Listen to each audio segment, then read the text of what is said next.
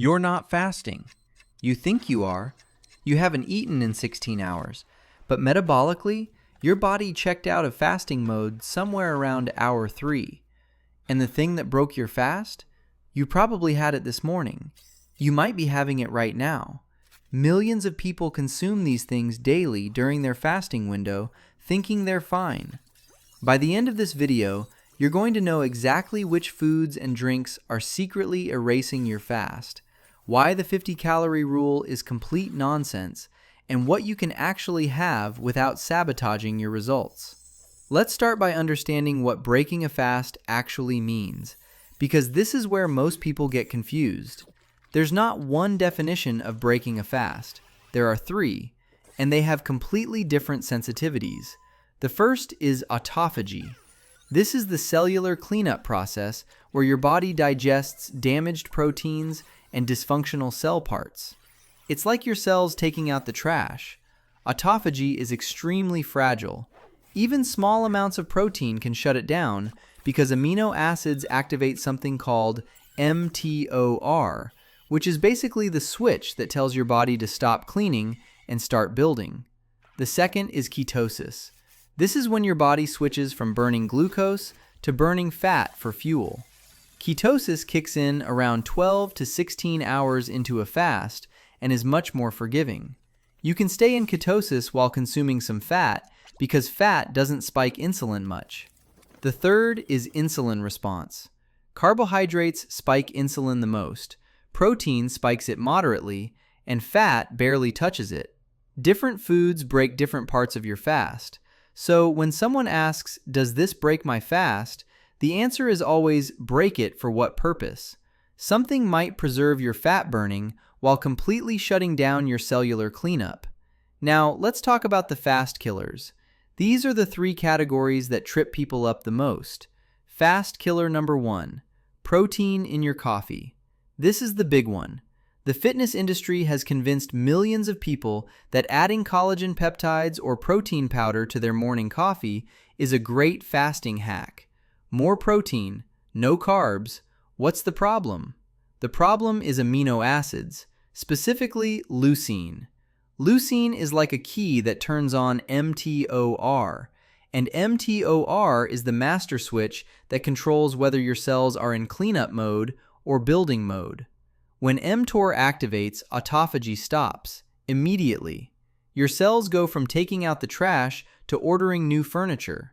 A 2024 study in Nature Metabolism found that even relatively small amounts of protein, around 25 grams, significantly activate mTOR in immune cells. But here's the thing. Some tissues may respond to even less. We don't have a precise threshold that works for everyone. So that scoop of collagen in your coffee, those BCAAs you take before fasted training, they're not fasting friendly. They're fasting destroyers. You're getting 0 autophagy benefits while thinking you're doing everything right. BCAAs deserve special attention because they're marketed directly to people who fast.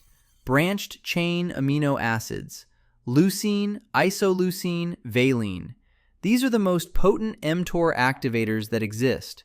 One study showed that essential amino acid ingestion increased a key mTOR marker by 900%, 9 times higher.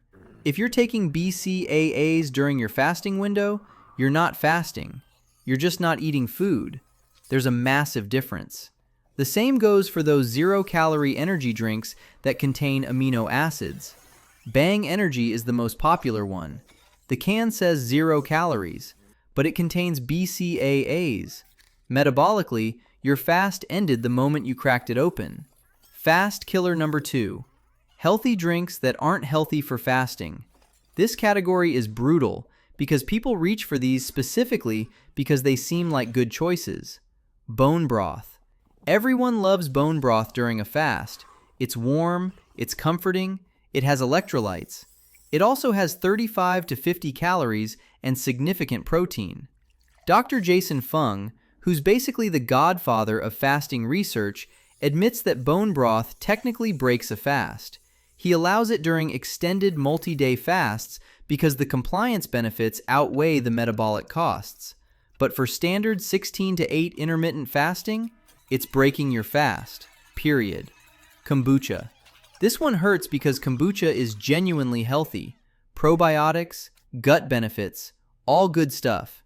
But even after fermentation eats most of the sugar, you're still looking at 4 to 7 grams of sugar and 30 to 60 calories per bottle.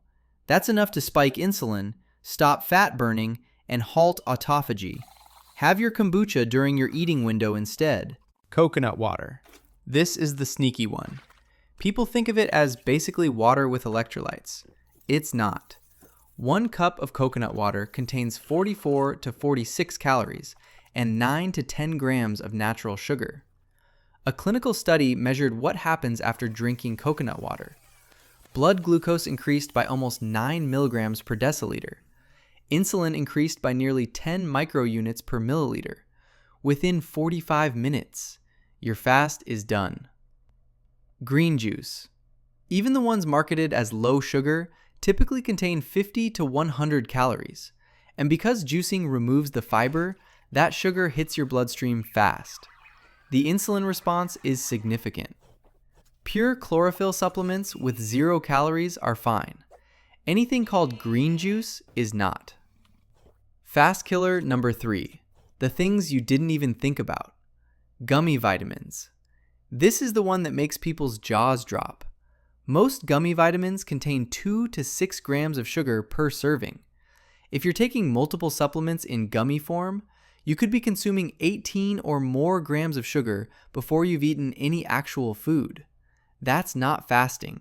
That's dessert for breakfast. The chewing action alone triggers what's called the cephalic phase insulin response. Your body tastes sweet, assumes food is coming, and starts releasing insulin in anticipation. With gummies, you're getting the sugar, the calories, and the anticipatory insulin response. Triple threat. Regular vitamins in pill or capsule form without sugar coatings are fine. They don't break a fast. But gummies have to go to your eating window. Sugar-free gum is a gray area. Studies show that chewing sugarless gum for 30 minutes doesn't significantly change blood glucose or insulin. With only 2 to 5 calories per piece, it's unlikely to meaningfully impact weight loss fasting. But the chewing does trigger a small, transient insulin release lasting about 10 minutes. For strict autophagy fasting, skip it. For general intermittent fasting, it's probably fine.